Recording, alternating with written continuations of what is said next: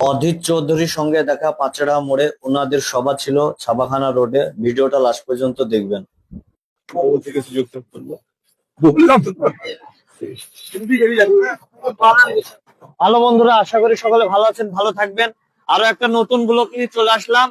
আজকে কংগ্রেসের সভা ছিল, একটা মেম্বারের সঙ্গে দেখা হয়ে গেল, উনি কিছু কথা বলবে বটতলা বাড়ি। আপনাদের হয়তো ভিডিওটা খুব ভালো লাগবে, লাস্ট পর্যন্ত দেখবেন। আপনি বলেন কি সভা ছিল, কোথায়? আজকে আমাদের বেলডাঙ্গা ছাপাখানার মোড়ে যোগদান সভা ছিল। আপনার কে কে এসেছিল?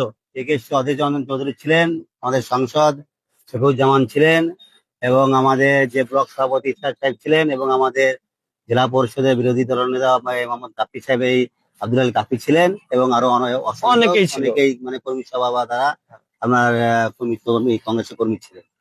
ঠিক আছে, ভালো থাকবেন, ভালো থাকবেন, সুস্থ থাকবেন।